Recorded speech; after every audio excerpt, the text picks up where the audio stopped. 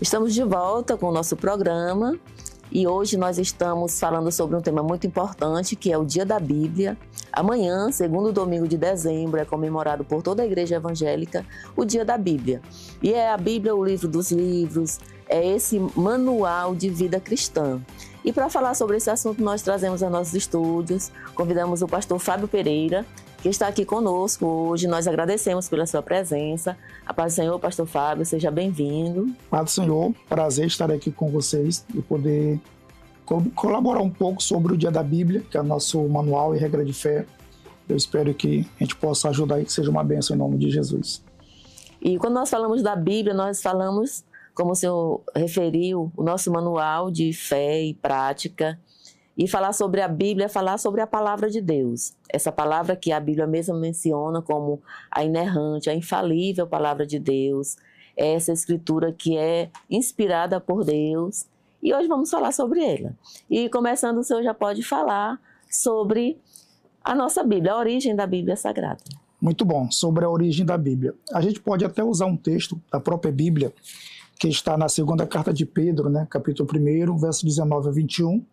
Com base nesse texto, nós entendemos que a Bíblia é um livro de dupla autoria. Como assim? Dupla autoria porque é um livro que nasce em Deus.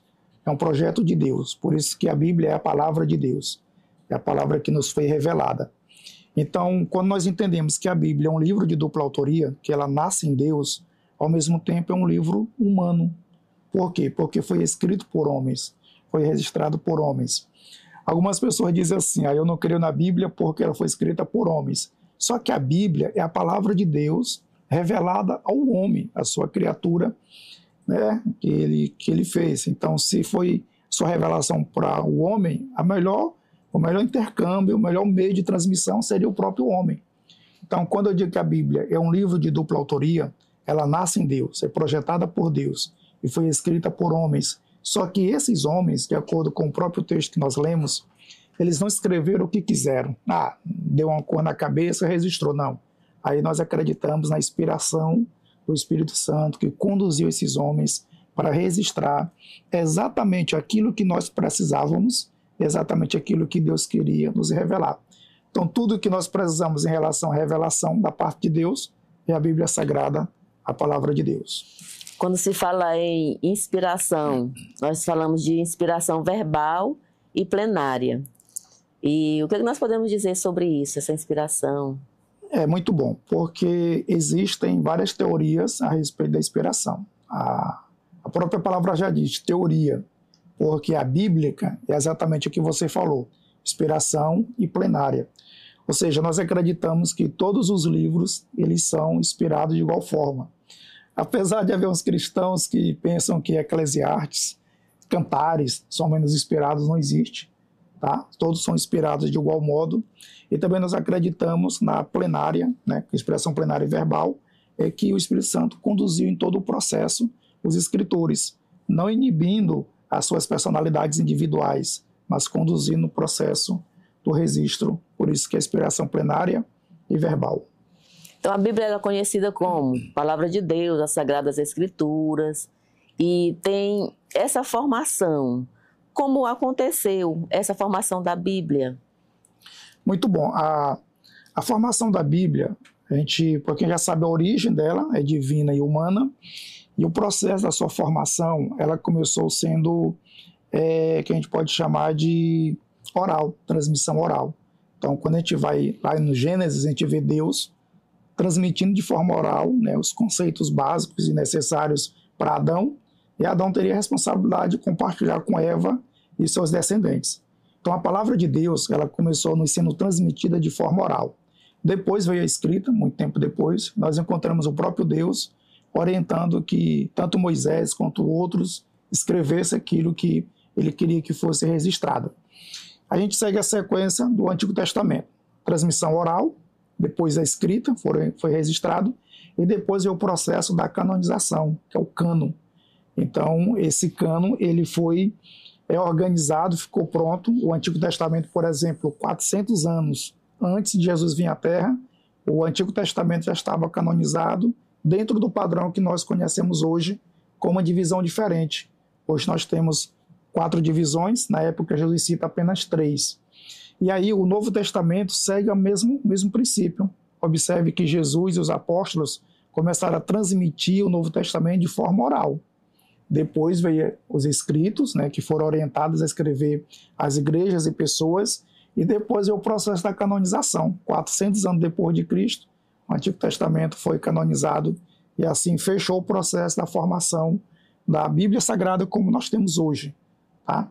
Esse é o processo da formação.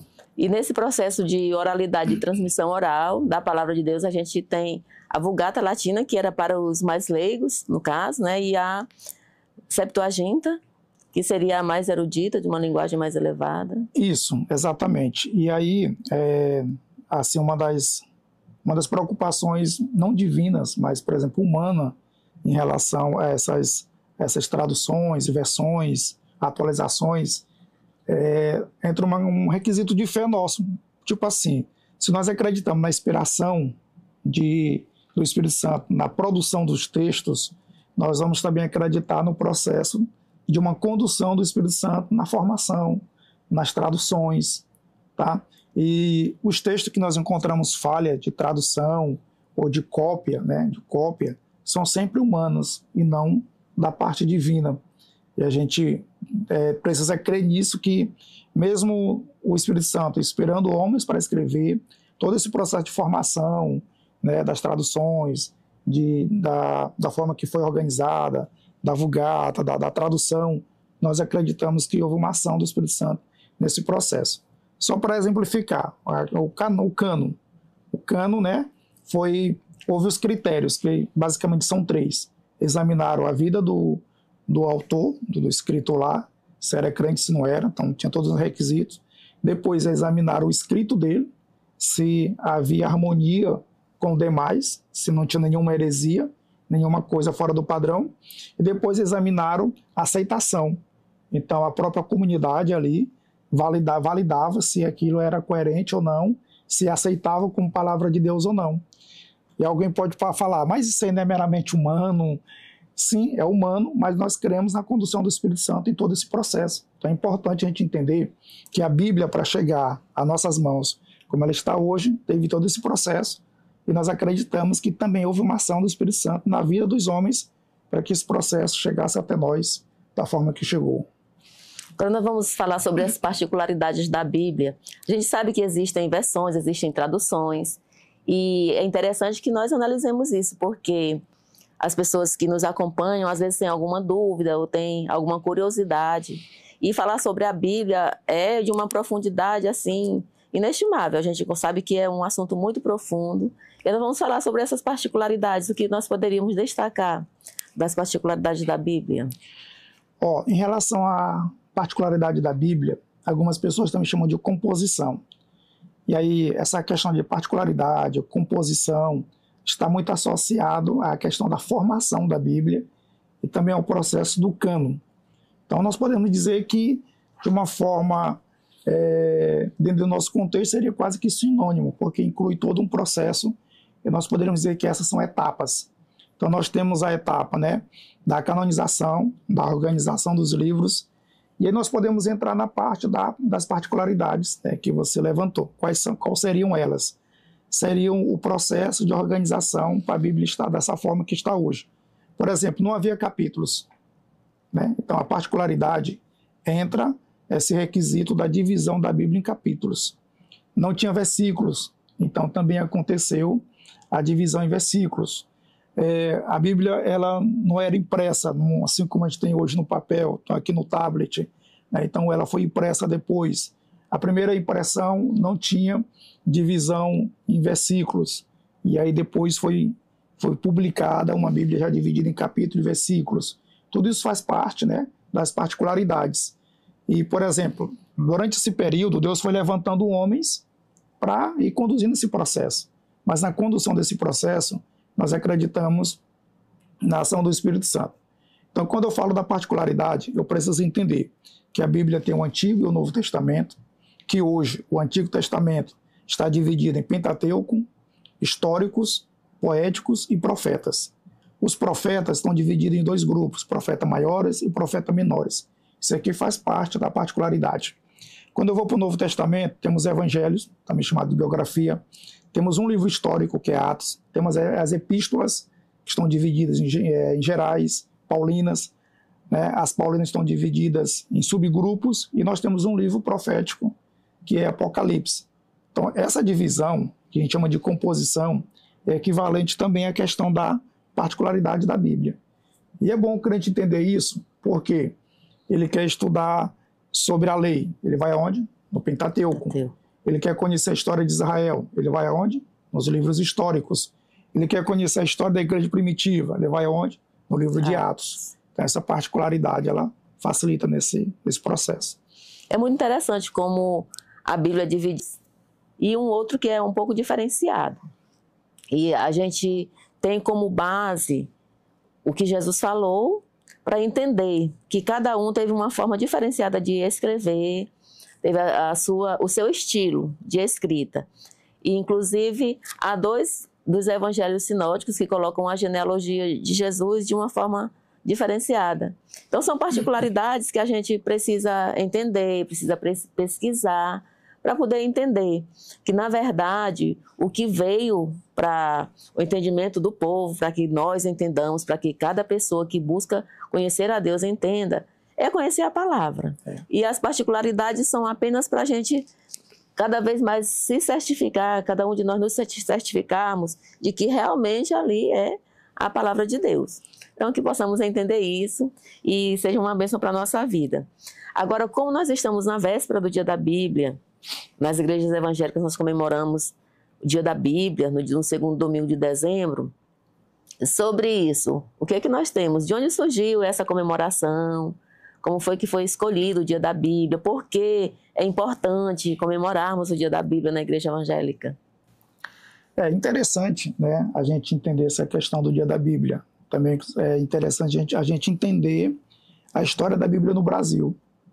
Então, eu acredito que essa questão da gente saber um pouco mais sobre o Dia da Bíblia é fundamental. Eu aproveitaria, né, que amanhã vai ser o Dia da Bíblia comemorado pelos evangélicos. Seria interessante que os irmãos também ficassem curiosos para estudar a história da Bíblia no Brasil, como é que ela chegou, como é que a gente teve acesso, né, a essa questão. Em relação ao Dia da Bíblia, nós sabemos que é uma comemoração que não é tão recente, né? Ela já surgiu há muitos anos atrás, lá na Grã-Bretanha, quando um bispo teve a ideia de colocar para o rei, né, incluir no processo do Dia do Rei, a leitura da Bíblia. E ali começou a oficialização desse dia.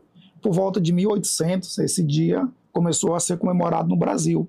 Por exemplo, já se comemorava, várias denominações já comemoravam. Só que não era uma coisa oficial, né? Não era oficial. E é interessante em relação a essa questão oficial, é que foi um projeto de lei, no dia 19 de dezembro de 2001, o presidente da República era o Fernando Henrique Cardoso, e um deputado, que é até pastor da Batista, ele apresentou esse projeto para que o Dia da Bíblia pudesse ser oficializado e comemorado em todo o território nacional. E a partir do momento que passa a ser uma lei, não era uma imposição, mas um dia comemorativo, onde o povo evangélico, as igrejas evangélicas protestantes, elas reservariam esse dia para não homenagear a Bíblia, mas para reconhecer a Bíblia como uma palavra de Deus, como a gente já faz no dia a dia. E as igrejas, né, de uma forma muito inteligente, usam esse dia para propagar a Bíblia. Então a gente vê que diversas igrejas, diversas denominações usam essa data, fazem um evento atrativo, onde o foco é mostrar que de fato a Bíblia ela é a palavra de Deus. Então esse dia ele surge assim, muito tempo atrás, foi evoluindo, e no Brasil se tornou uma lei instituída através de um projeto apresentado por um deputado, que também é batista e também pastor. Então, pastor, no dia da Bíblia nós temos esses destaques. Agora, isso é importante, aí veja se o senhor concorda comigo.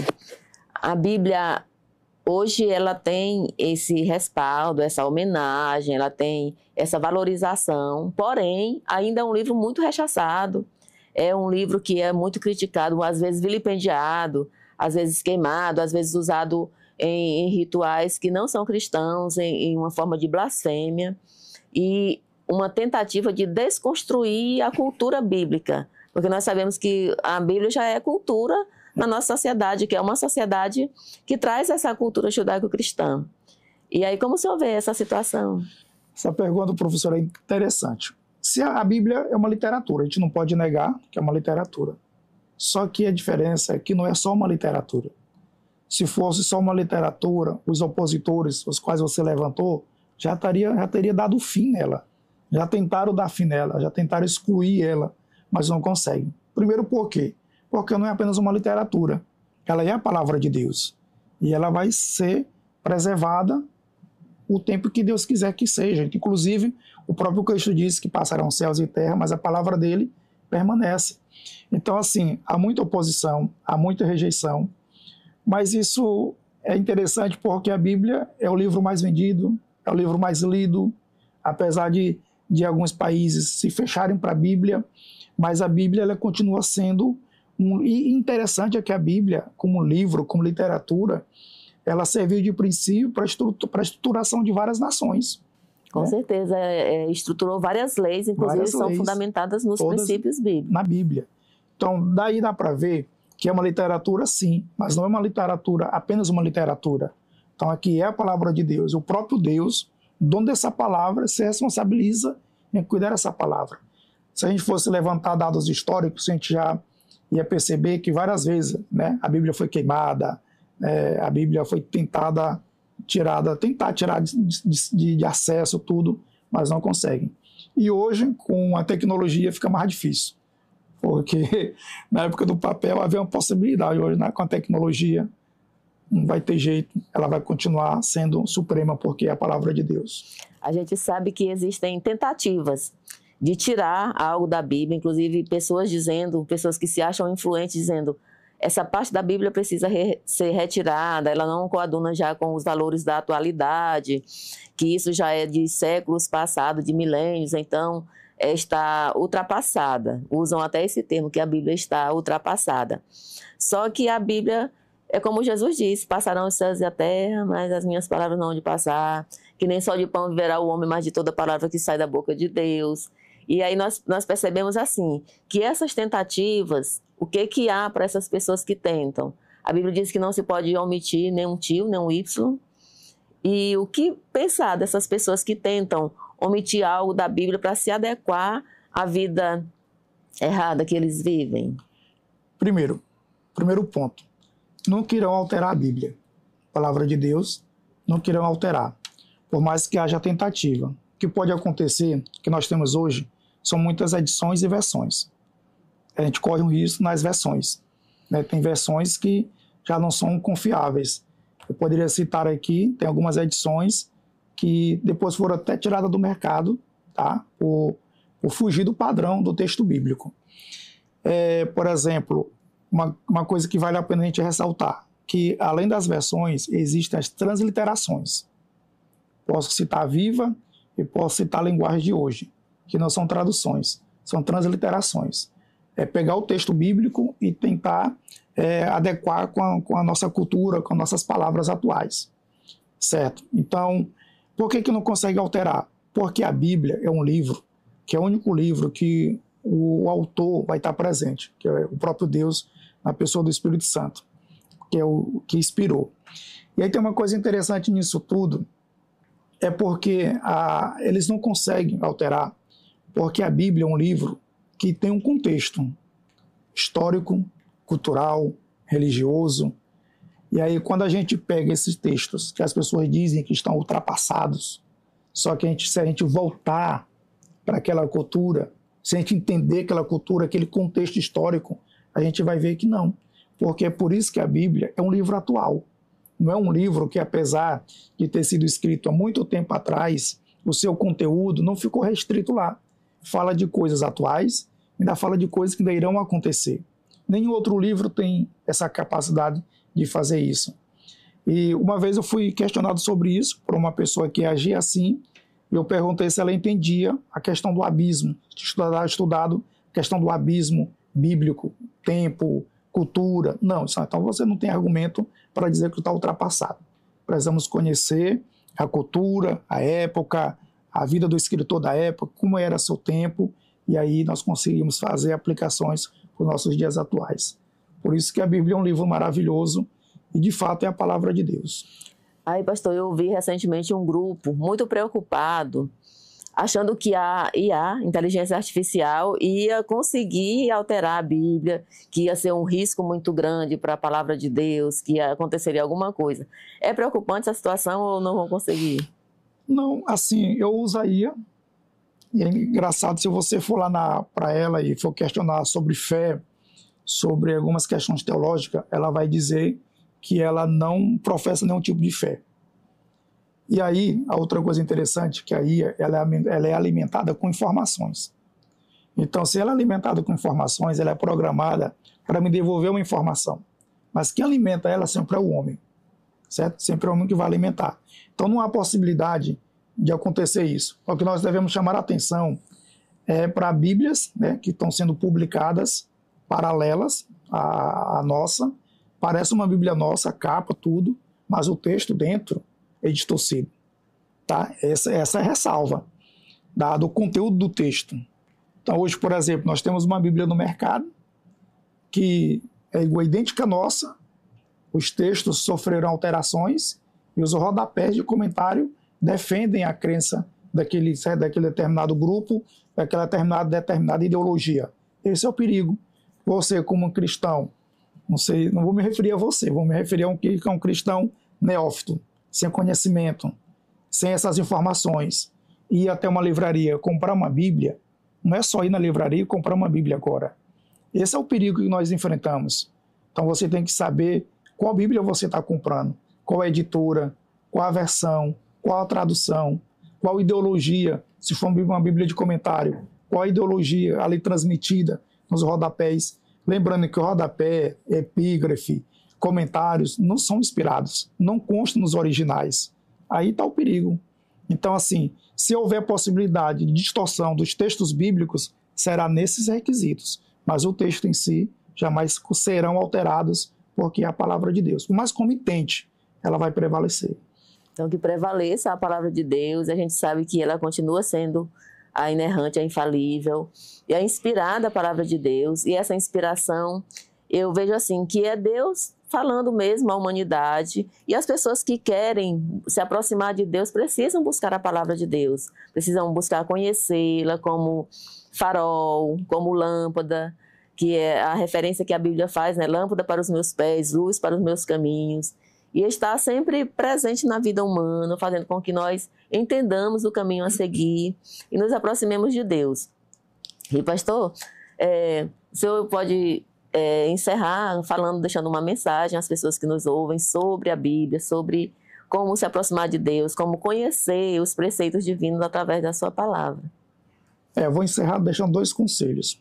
Primeiro, que a Bíblia diz que não sejamos apenas ouvintes, mas praticantes. Então esse é o conselho que a gente deve atentar. E segundo, parece um conselho meio contraditório, mas não é. A gente ouve muito por aí que leia a Bíblia, leia a Bíblia. Eu quero recomendar que você não leia a Bíblia. Quero recomendar que você estude a Bíblia. Porque essa leitura que você recomenda, ela é superficial. Passou a vista e não aprende nada. E dessa forma a gente não vai crescer espiritualmente. O certo é você estudar, meditar, mergulhar. Então, meu irmão, minha irmã, estude a Bíblia, que Deus vai te conduzir na pessoa do Espírito Santo.